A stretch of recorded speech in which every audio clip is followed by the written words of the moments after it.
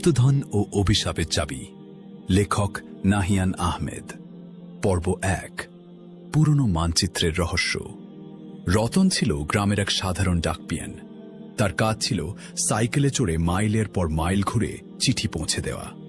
গ্রামটি ছিল পুরনো জমিদার বাড়ির ভগ্নস্তূপের কাছে, যার দেয়াল জুড়ে শ্যাওলা আর চাপা ইতিহাস। একদিন সকালে রতন জমিদার বাড়ি পোস্টবক্সে একটি খুব পুরনো চিঠি পেল। চিঠিটা দেখতে সাধারণ খামের মতো ছিল না। এটি ছিল হাতে তৈরি মোটা তুলোট কাগজের, এবং এর সিল ছিল একটি অচেনা প্রতীক, মাথার খুলি এবং তার নিচে দুটি তলোয়ার ক্রস করা। রতন কৌতূহলী হয়ে চিঠিটি খুলল। ভেতরে কোনো নাম বা ঠিকানা ছিল না, ছিল শুধু হলুদ হয়ে যাওয়া একটি ছোট মানচিত্র।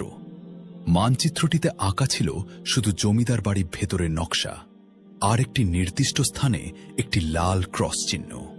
ক্রস চিহ্নের ঠিক নিচে সূক্ষ্ম অক্ষরে লেখা ছিল একটি শব্দ, কালো চাবি।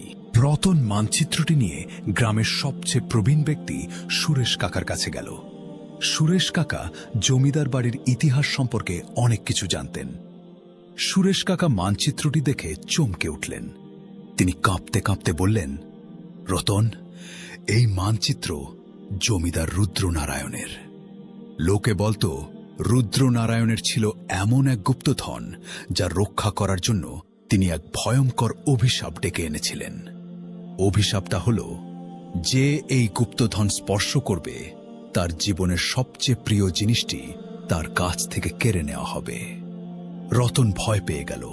সে জানতে চাইল, কালো চাবি কি কাকা? সুরেশ কাকা বললেন, শোনো, রুদ্রনারায়ণ একসময় শহরের সেরা চাবি প্রস্তুতকারকের কাছ থেকে একটি বিশেষ চাবি বানিয়েছিলেন।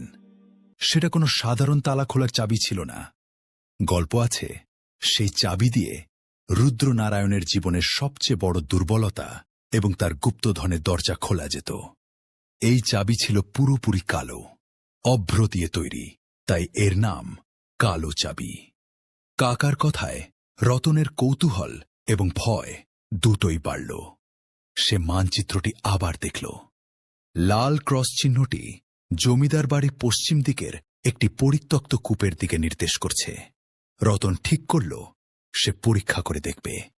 গুপ্তধন পাক বা না পাক, এই রহস্যের সমাধান তার করতেই হবে। সে রাতেই একটা টর্চ এবং শাবল নিয়ে জমিদার বাড়ির দিকে রওনা হল। সে কি পারবে সেই অভিশাপের চাবি খুঁজে বের করতে আর সেই অভিশাপ থেকে নিজেকে রক্ষা করতে? তারপর কেমন লাগলো প্রথম পর্ব? কালকের পর্বের জন্য তৈরি থাকুন।